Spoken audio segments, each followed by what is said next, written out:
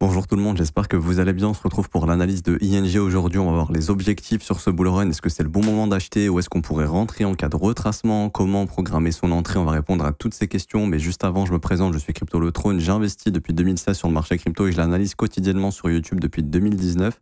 Donc si t'es pas encore abonné, je t'invite à le faire si tu veux être tenu au courant des analyses du moment, des pépites du moment, des tendances du moment également. N'hésite pas à t'abonner et à mettre un petit pouce bleu, ça fait toujours plaisir. Également, si tu es nouveau sur la chaîne, je t'ai fait une petite vidéo, les pépites altcoin que tu peux récupérer gratuitement. Pour les autres, vous pouvez passer, j'ai time-codé, vous pouvez aller directement à l'analyse.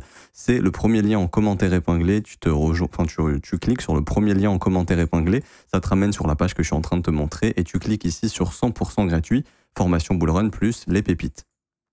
Ce lien s'ouvre, tu cliques ici sur le bouton obtenir gratuitement, tu t'inscris sur BitGet via notre lien partenaire qui est actuellement la meilleure plateforme pour investir et trader les crypto-monnaies. Donc tu cliques sur ce petit lien, tu t'inscris donc email, mot de passe et tu fais je valide et créer un compte, comme ceci, email, mot de passe, je valide et créer un compte. Et ensuite, tu as juste à mettre ton mail dans le formulaire, à mettre ton identifiant BitGet qui se trouve sur ton tableau de bord BitGet et à cliquer sur recevoir gratuitement ton accès à la formation. Et une fois que c'est fait, tu vas recevoir par mail l'accès à la formation, donc 6 heures de cours plus la vidéo altcoin pépite pour 2024 et 2025, donc de bonnes altcoins pour se positionner pendant ce bull run qui sont encore dans des zones de prix intéressantes. Également, si ça t'intéresse, tu peux rejoindre le copy trading qui est 100% gratuit. On poste les résultats tous les jours. Ce sont des trades qui s'exécutent automatiquement via des algorithmes. On essaye de tourner autour des 20 à 30% de rendement annuel. Ça se passe juste ici, c'est rejoindre copy trading. Tu mets simplement ton prénom, ton mail, ton identifiant BitGet. Tu cliques sur rejoindre par mail, tu reçois l'accès à la plateforme et ensuite tu regardes cette vidéo, valider son inscription en 5 minutes. Alors, pour revenir sur ING maintenant, on est sur un graphique qui est très joli, qui est incroyable même pour dire. Alors ING appartient au narratif des Layer 1, DeFi, DEX, donc Exchange décentralisé, un peu dans toutes ces choses-là. Alors ce qu'il faut comprendre, c'est que le narratif des DEX, pour moi, va revenir probablement. Actuellement, ils ont un peu de mal. Mais si on regarde les charts, par exemple, de DYDX, alors c'est pas pareil pour ING, hein, DYDX, c'est directement un exchange décentralisé. Mais si on regarde un petit peu, voilà, ça commence à poser des bottoms un petit peu partout. Et avec l'entrée de Mika en Europe qui va emmerder un petit peu, y a beaucoup de gens qui vont se tourner vers des solutions décentralisées car je pense que les DEX vont pouvoir, même si ça ne durera pas très longtemps, peut-être 1 ou 2 ans, pouvoir encore proposer des choses qui ne seront pas possibles sur les exchanges centralisés à cause de la régulation Mika, qui vient mettre beaucoup de bâtons dans les roues parce qu'en Europe, ils savent rien faire comme d'habitude.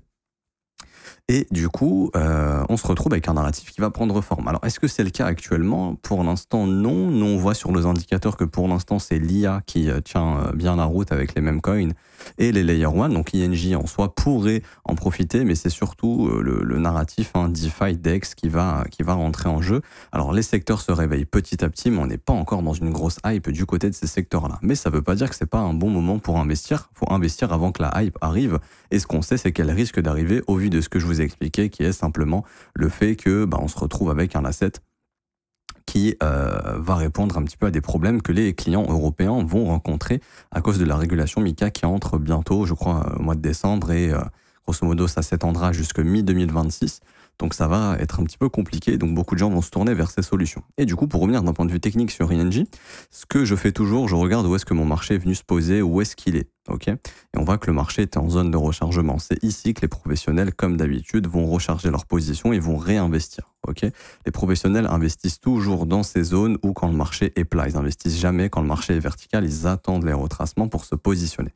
Et du coup, ici, on voit qu'on a formé un bottom puisque pendant ici, du mois d'août jusqu'au mois de novembre, le marché n'a pas réussi à faire de plus bas. Okay, donc ça veut dire quoi? Ça veut dire que c'est une zone ici qui a intentionnellement été défendue et qui a été achetée vers ces creux. Okay, donc on sait qu'il y a de gros poissons qui sont positionnés là autour des 13, 15, 17 $. Donc ça, c'est une zone qui risque d'être défendue. Bien sûr, au prochain bear market, elle pourrait sauter, mais là, en attendant, c'est une zone qui va être défendue. Du coup, on se retrouve avec un ING maintenant qui fait un breakout haussier ici. Ça, c'est une structure très haussière. Là, on a confirmé un bottom sur ING. Ce qu'il faut comprendre, c'est que ING, pour moi, n'a rien à foutre à 29 $ d'un point de vue technique. Okay, pourquoi? Il n'y a plus rien à retravailler à gauche. C'est-à-dire que ces points d'intérêt, très rapidement, c'est l'ATH. Je ne dis pas qu'on va faire un nouvel ATH, je dis juste que d'un point de vue technique, il n'y a plus rien à travailler ici en weekly. Très rapidement, le prix peut aller faire un ATH s'il le souhaite. Alors pas demain, mais au cours des prochaines semaines. D'un point de vue daily, on peut voir qu'on a Une dernière zone à bosser, ici autour des 34, donc ça semble être le prochain objectif tant que le prix ne se retourne pas, autant qu'il ne retrace pas. C'est la dernière imbalance qu'on a ici, ok. Et ensuite, comme je disais, le chemin est libre, c'est-à-dire que très rapidement, il peut essayer de se diriger vers un nouvel ATH, et personnellement, je pense qu'on va aller faire un nouvel ATH sur ING. Du coup, on prend ici notre FIB et on va calculer les niveaux d'extension, ok. C'est-à-dire que là, actuellement, on est en train de travailler la zone des 38,2. Si elle cède, très rapidement, on devrait se diriger vers les 61,8 à 37 $. Ensuite, ici, on va faire une extension qui sont souvent atteintes pendant les bull market. Ce serait entre 77 et 92 $. Ok. Donc, extension hyper intéressante. Ensuite, je vous calcule l'extension ici de cette structure haussière avec des objectifs qui tournent autour du chiffre pi. Alors, on aurait un premier objectif ici à peu près 35,28 $. Deuxième objectif proche de la TH à 49. Dernier objectif ici entre 71 et 85. Donc on a une confluence ici autour des 71 $ à 92 $. Ce qu'il faut regarder, c'est sa market cap à ING et sa FDV pour voir un petit peu à quel moment on pourrait justement se dire ok, ça devient surévalué. Donc ici on va écrire ING. On a donc une dilution qui est déjà totalement diluée, quasiment il ne manque plus rien, ça c'est super positif, l'inflation est derrière nous. Également, on a un market cap d'actuellement 2,9 milliards, pour moi c'est vraiment pas énorme. Pour moi, ING a l'étoffe d'un projet qui peut, alors fondamentalement, chacun en pense ce qu'il veut, hein, mais au vu de son rallye assez agressif qu'il a fait en 2024, ça m'étonnerait pas qu'il en refasse un assez agressif également pendant le bull run, parce que moi je trouve que c'est un actif qui est connu, qui est assez connu, qui rentre dans la tête des gens, mais qui est encore faiblement capitalisé. Je sais pas comment vous expliquer. C'est un peu comme en 2021 où je voyais des projets qui étaient genre à 500 millions de market cap, mais qui étaient connus par tous. Et je me disais, non, mais pourquoi c'est qu'à 500 millions alors que tout le monde connaît? Et ça, en bull run, ça risque de bien prendre parce que voilà, les gens apprécient ce truc et après, derrière, on pouvait monter à 4, 5, 6, 7 milliards de capitalisation. Donc ING, ça m'étonnerait pas. Après, c'est un ressenti personnel, mais ça m'étonnerait pas que ça puisse aller chercher des market cap plus importants que ça. Jusqu'où, j'en sais rien, mais plus important que ça. Déjà une idée de réponse ici au niveau des extensions. Maintenant, on peut calculer d'autres outils d'extension si ça vous intéresse de cette manière. Je prends le point bas, je prends le point haut et on a d'autres outils d'extension. Donc par exemple, les 161,8 ici seraient autour des 97 $, les 200% seraient autour des 116 $, les 100% autour des 65. Donc tout ça, ce sont des objectifs de 161,8 à 148 $, etc., etc. Si on prend la première vague ici, on peut voir que le projet s'est arrêté au à peu près 161,8-200% d'extension. Si on refait ça, ça sera entre 97 et 116 $. À mon avis, ça peut aller chercher ces objectifs. Je dis pas qu'on va le faire, mais pour moi, ça peut. On va essayer de passer en logarithmique maintenant. Si TradingView veut bien, parce que j'ai l'impression qu'il y a un problème ce matin. Ok, ils veulent pas. Ok, c'est un petit peu décalé. Je pense que TradingView bug un petit peu. On va voir s'il n'y a pas un petit canal qui peut nous donner un objectif. C'est toujours sympa tracer les canaux, moi j'aime bien. Alors, où est-ce que c'est par contre? Parce qu'ils changent tout le temps ça de place. Non. Où est-ce qu'ils ont mis ça encore? Enfin, je me suis habitué à ce qu'il y avait avant, mais c'est vrai que ça change, ça doit être ici, non? Je pense que j'ai dû le voir, pardonnez-moi. J'arrive pas à le retrouver, pourtant c'est un truc que j'utilise assez souvent. Pas Fib Channel, non. Ici, voilà, Parallel Channel.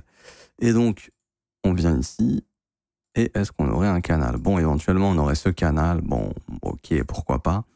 Objectif autour des 64 $, si on y revient. Refaire ici, retoucher une troisième fois. Maintenant, on va voir s'il n'y a pas un autre canal qui pourrait donner d'autres objectifs au vu de ce qui est en train de faire le prix. Alors, j'essaye de regarder, mais j'ai pas vraiment l'impression, pour être honnête, qu'on puisse tracer quelque chose d'autre, de réaliste. Ok. Donc, dans l'idée où, si ça performe pas énormément, voilà, revenir chercher le haut du canal autour des 66 $. Bon, en soi, c'est pas une performance dégueulasse, mais honnêtement, je pense qu'on pourrait aller plus haut que ça, pour être honnête. Là, on voit qu'on a une belle impulsion, qu'on fait un mouvement de continuation. Bon, en théorie, ça serait quand même d'aller chercher plus haut. Alors, je ne sais pas si je peux faire. Normalement, oui. On va avoir, par exemple, une extension de 100% sur ce mouvement en logarithmique. Ah, c'est déjà en log scale. Ok, ce serait autour des 112 $. Ok. Pour moi, en théorie, réaliste, est-ce qu'ici, par exemple, on était venu chercher... Ouais, ici, on était venu chercher les 100. Alors, peut-être pas refaire une impulsion aussi forte. Peut-être avant les 100, genre 78,6. ici qui donne 71. Ok, bon, ça reste des objectifs pour moi qui sont tout à fait réalistes. De toute façon, ce qu'il faut faire, c'est prendre vos profits sur la montée, ok. Et là, je vais vous montrer un petit peu, justement, alors je repasse en régular. En cas de dip, comment faire, ok. Ce qu'il faut comprendre, c'est qu'il y a déjà eu un petit retracement. Je prends mon précédent creux et il y avait ici une fair value gap qui a été comblée. Hop, et on peut voir que le prix est bien revenu ici dans cette fair value gap quasiment proche des 61,8. Donc le dernier creux était là qui casse ce sommet. Pas de problème, on continue. On a ce creux ici qui permet de casser le dernier sommet. Donc là, ce sera plutôt sur du H4. Mais il est fort probable voilà, que le prix soit venu faire quoi? Quand je prends le précédent creux qui est là, que je trace un petit fib, on est venu chercher les 61,8. On est déjà en train de rebondir. Il y avait ici un petit fair value gap qui a été comblé et on semble vouloir repartir. Donc pour l'instant, la dynamique est haussière, il n'y a pas de souci. En cas de correction, ok? En cas de correction, à ce moment-là, il va falloir se baser sur le dernier creux en weekly qui est là. Et en gros, s'il y a une correction à un moment donné, le prix pourrait décider de revenir combler ce fair value gap ici en weekly, juste là, qui serait une entrée exceptionnelle qui serait autour des 21. Donc par exemple, si vous investissez sur INJ actuellement à 29, gardez quand même une petite portion de cash. Parce que si vous achetez là, gardez une petite portion de cash pour vous dire, ok, il est possible que le prix fasse le choix de revenir travailler, pourquoi pas, les swing high précédents, ce qu'on appelle la ligne de coup de la structure. Ça a déjà été travaillé, on voit breakout, retest avec cette mèche et cette mèche. Mais dans l'idée, si vraiment il y a une correction sur le marché, genre Bitcoin qui va à 89-85 000 $, il y a des probabilités qu'on puisse revenir sur INJ dans cette zone entre 20 $ et 22 $. Et ça changerait rien à la dynamique parce que derrière, on verrait quelque chose comme ça très très probablement. Ok, mais c'est juste de se dire, ok, s'il y a une correction, j'ai au moins du cash pour acheter le dip. Et à ce moment-là, si le dip est assez sanglant, ça serait du coup une baisse au prix actuel d'environ 25 à 30%.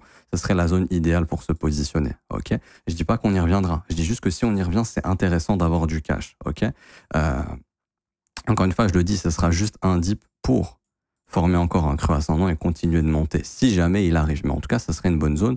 Prêtez-y attention, parce que c'est la zone de rechargement du dernier mouvement, et il y a également un fair value gap ici en weekly, donc c'est une zone qui pourrait être comblée. Éventuellement, ce n'est pas obligatoire, mais c'est la dernière fair value gap à combler. Tout a été comblé, même à gauche, tout a été comblé. Donc si jamais on y revient, c'est pas le moment de paniquer, c'est vraiment une bonne entrée pour pouvoir acheter, puisqu'en plus de ça, vous voyez qu'il y a une petite zone de stop ici à prendre, donc ce serait ici que les gens paniqueraient vraiment fortement. Et ce serait la meilleure zone pour acheter. Maintenant, ça c'est seulement en cas de correction. D'une part, Bitcoin ne valide aucun signal de correction, j'en ai parlé dans mon brief tout à l'heure, mais tant qu'on ne perd pas cette zone, il n'y a pas de problème. Si on perd cette zone, là oui, il y a des chances d'avoir une reprise baissière du Bitcoin qui pourrait former une correction sur le marché, mais pour l'instant, ce n'est pas encore le cas.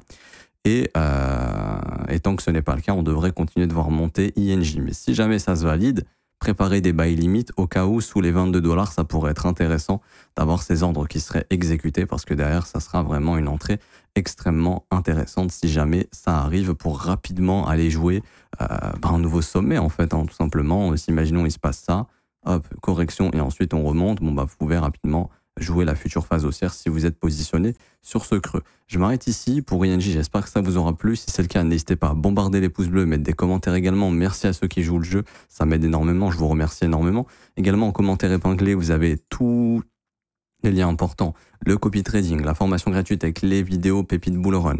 Vous avez aussi la possibilité d'avoir accès à l'école de trading si vous le souhaitez. Ça vous permet de vous former à mes côtés tous les jours du lundi au vendredi. Aujourd'hui, on va aller chasser des petites opportunités sur les coins AI parce que notre modèle nous montre que le secteur est en train de se réveiller et qu'il y a du momentum qui commence à arriver dedans et que c'est un bon moment de s'y intéresser. On va essayer de trouver de bonnes opportunités là-dessus. Si vous voulez nous rejoindre, ça se passe juste ici. Rejoins mon école de trading, c'est le premier lien en commentaire épinglé. Ça vous ramène sur cette page et vous cliquez sur ce lien. Vous pouvez prendre votre abonnement, ça commence à partir de 49 € par mois, c'est sans engagement. Vous avez aussi les offres 3, 6 et 12 mois si vous le souhaitez, si vous payez moins cher. Si vous voulez payer moins cher et vous engager sur un abonnement un peu plus long, vous avez tous les témoignages des élèves qui sont disponibles en bas de la page et vous avez aussi la possibilité d'obtenir la formation. Dès que vous payez l'abonnement à l'école, vous allez recevoir l'accès à la formation de l'école par mail, 19 heures de cours, 8 modules qui vous expliquent tout de A à Z pour pouvoir investir et trader correctement. Je m'arrête ici, bonne journée à tous, on se retrouve tout à l'heure ou demain, ciao ciao.